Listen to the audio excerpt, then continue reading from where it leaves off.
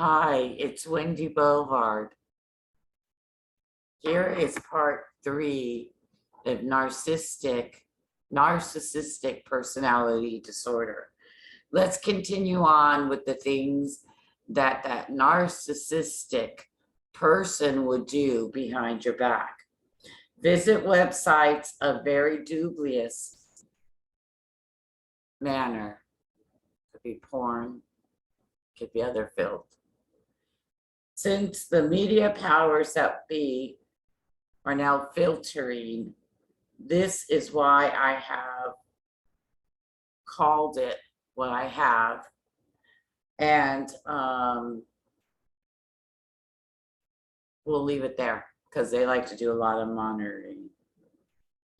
If you discover that your narcissistic partner has been visiting such sites, you can bet with 99% accuracy that he or she also has online dating profiles, which we talked about in the last video, and is probably hooking up with other people behind your back. At the very least, they are likely engaging in things via the internet with people they've met online that would make you feel unwell. Phone sex, pictures of private parts, etc. That list can go on. So let's move on. Try to turn your family and friends against you. Absolutely. Block you from having your friends, slowly having you push your friends out of your life, lying, manipulating. Oh, they're trying to hook up with me. They've offered to have sex with me. You name it. They will come up. Contrary to popular belief, the narcissistic smear campaign doesn't just begin after your breakup. In many cases, it's been alive and well for some time, and you just weren't aware of it. Absolutely. Absolutely. All relationships are doomed in the mind of the narcissistic, and they want to get a running start on assassinating your character.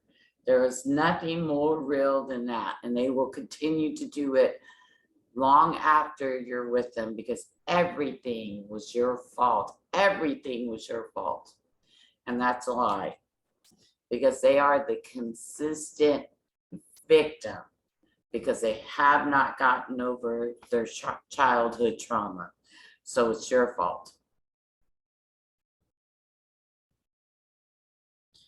The reason everybody now runs in the opposite direction from you, or at the very least looks at you with a raised eyebrow, is that the narcissistic has been smearing your reputation since before the relationship ended. There's 2 reasons for this. All relationships are doomed. They assume that you will vent to people in your shared social circle and want to ensure they cut you off at the pass, so you will look unstable when you muster the courage to start talking about your experiences. And that is very true. That is very true. That's exactly what happened to me. And that is because the false images they portrayed all along to their friends and family members, they don't want that disturbed, and you're disturbing it. Unfortunately, they're often very successful at doing this. If your friends or family have suddenly started pulling back or questioning your judgment, the narcissistic has likely planted seeds of doubt in their mind. If they openly side with the narcissistic, when you began sharing your relationships struggles, it's time to start dwindling down your inner circle. Because let me tell you, those people are, yeah, they're naive to what that person has been doing to you. And it's not necessarily just you. They've done it in every relationship that they've had. Planting spyware on your device or installing hidden cameras in your shared residency. This can happen a few different ways. If you're dealing with a narcissistic, don't assume they aren't smart enough to track you using your device. I've seen this assumption come crashing down around people's ankles more time than I'd like to admit.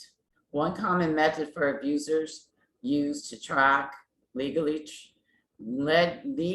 track you is by using your geolocation services built into your smartphones. If you know or can guess the password to someone's cloud account, you can follow their movements versus the software designed to find lost or stolen phones that come installed on your devices. Many times the abuser sets up a cloud account for the person they want to track, giving them full access to their location at any time.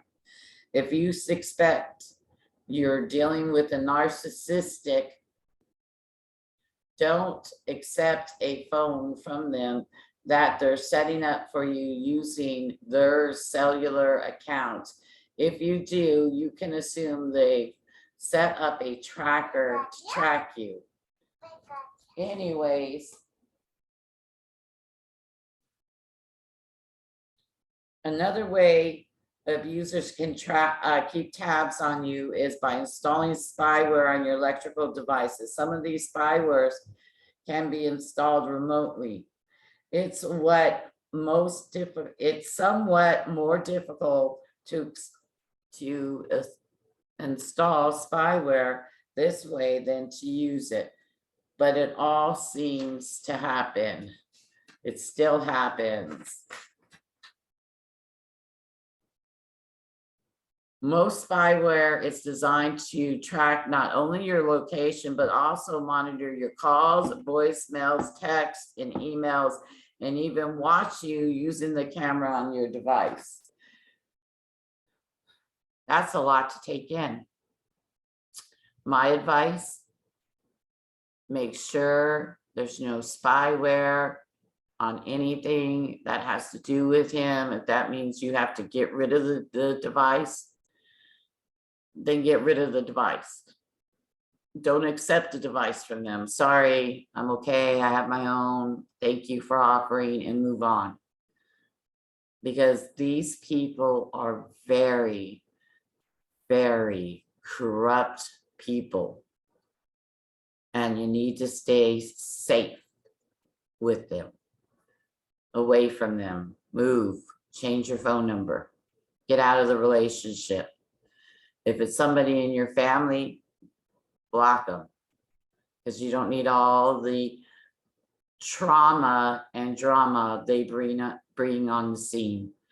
So that's it for part 3, and we'll talk on the next one a little bit more about these narcissistic people. Have a good day.